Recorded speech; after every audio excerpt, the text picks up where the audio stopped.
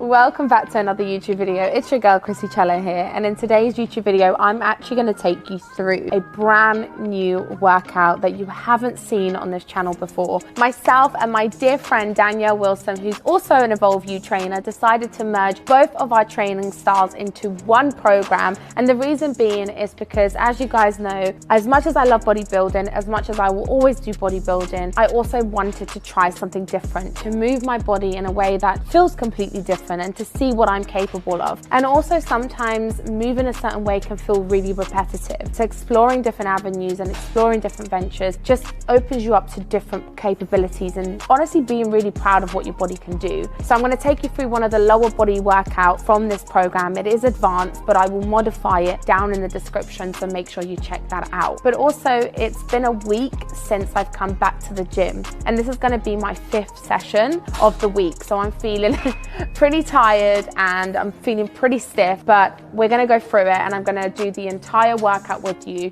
and we're going to see how I go. But anytime I need to modify something, we'll modify it along the way. I'm also having my Women's Best pre-workout. The link is in the description as always. Sweet Peach is my favorite. So let's warm up.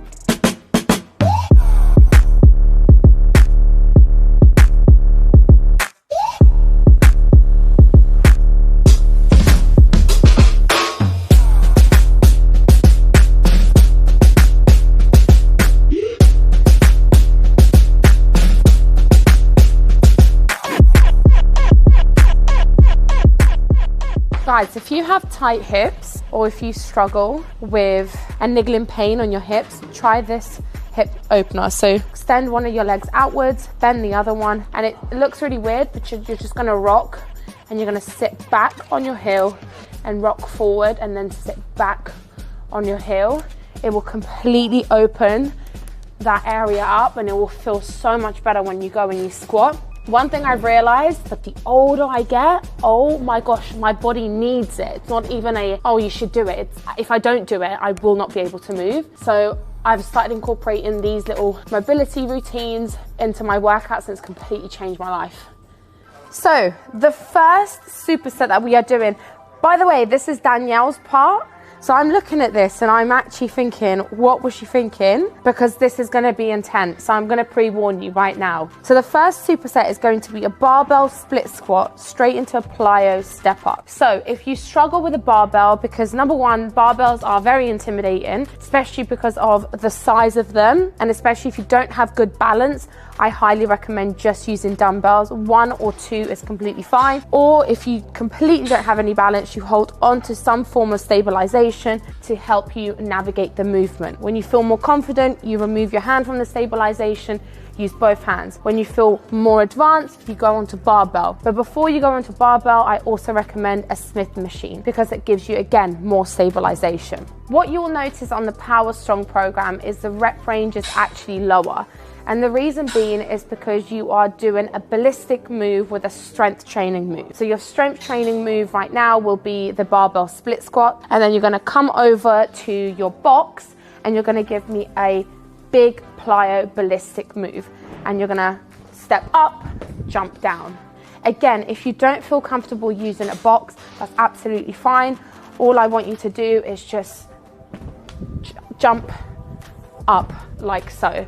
So we're going to find alternatives so you don't feel like things are overwhelming. We're going to go straight into it.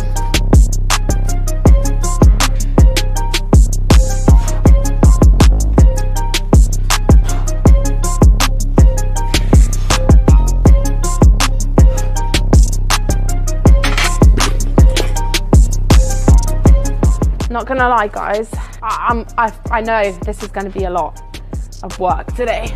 Let's go.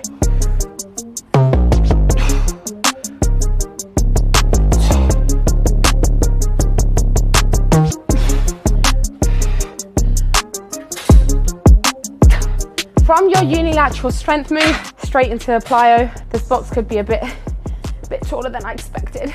So we're gonna jump up.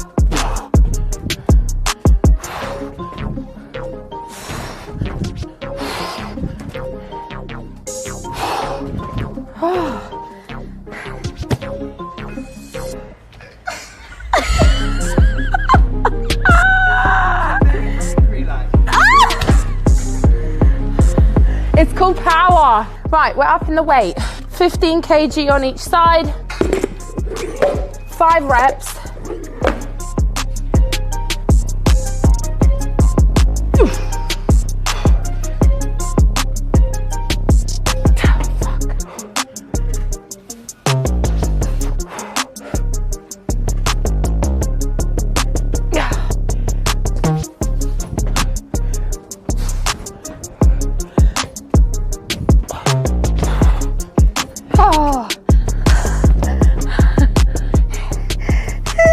Just talking about Sasha getting Jonas Brothers tickets. He's like recording whilst trying to get these tickets. He's number 13. Let's pray to God he gets them. Who else have you seen this year? So you've seen like Hannah Montana.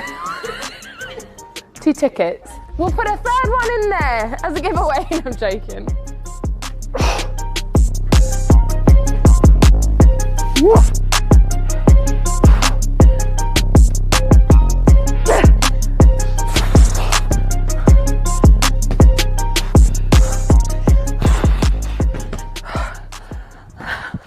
So a few things you need to know about this type of training. Now, the aim of the game is to produce more power and acceleration in your movements. So in order for you to do that, it's actually really important for you to lift heavy. Your form is absolutely vital, but the aim of the game is lifting as heavy as you can. And that's why the rep ranges on your strength aspect are really short. So for example, 5 to 6 reps on a split squat is different to hypertrophy, which is going to be about, 8 to 12 reps. So focusing purely on strength and power. So once you've done your 5 to 6 reps, that's also an indication that you should be lifting heavy. If I was telling you to do 8 to 12 reps, then it would have been probably, let's say, 65 to 70% of your 1 max reps. So you could actually get to that rep range. In order for you to create more velocity and more height, you need more power in your legs, and that stems from muscles. So the stronger you are with your weights, the higher you will go with your jumps. So that's why don't shy away from adding a bit more weight to the bar. Next thing we're doing is a conventional deadlift, which I absolutely hate.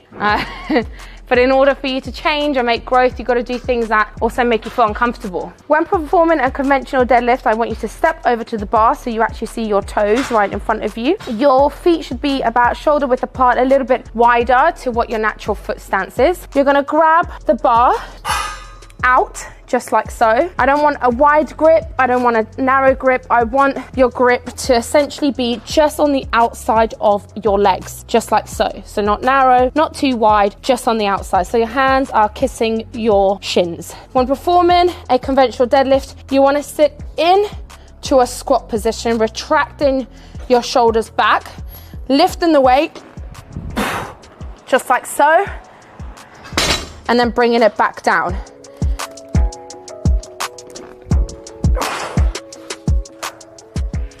Difference is with an RDL, you have more of a hip hinge, so you don't have a bend and a pull. You have a hinge and a pull instead. With a sumo, you have a wide stance.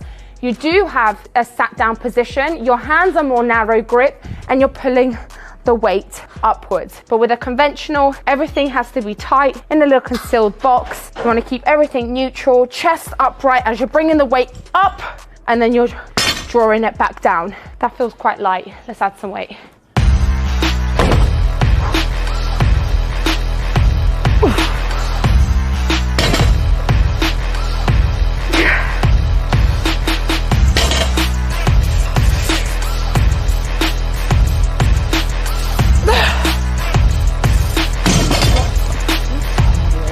I'm so tired.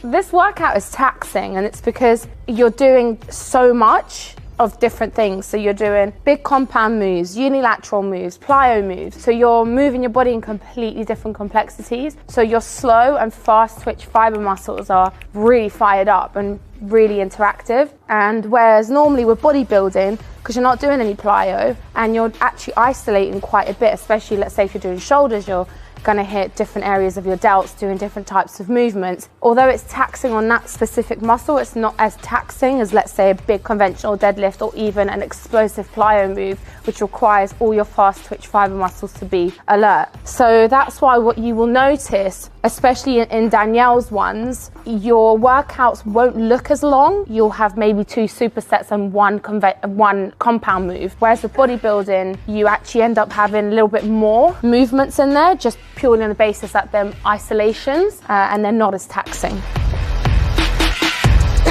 I only have 3.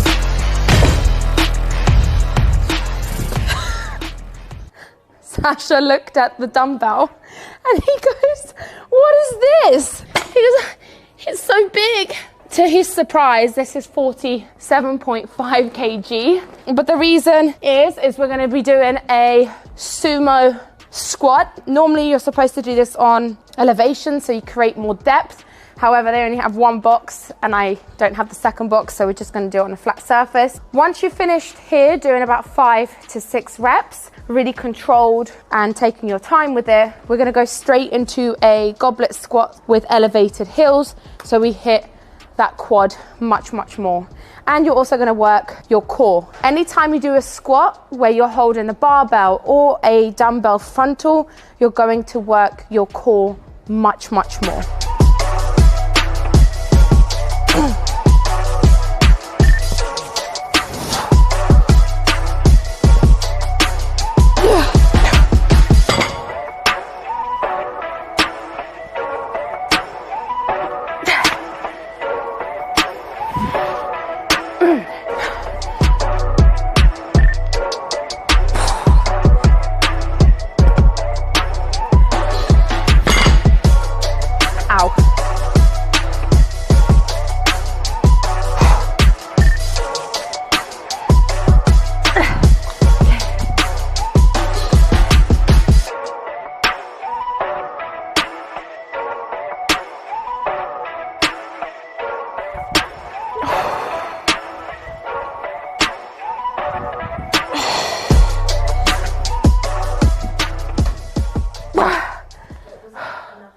So there you have it, a brand new lower body workout that you haven't tried yet on my YouTube channel that I hope you just give a go. I know it's intense and overwhelming, but I'll put an alternative workout in the description so you can screenshot it and take it to the gym with you. Make sure that you check out the Evolve You app. It's the only place you will find the Power Strong program. So just give it a go, even if it's for 7 days, 10 days, just do something instead of nothing at all.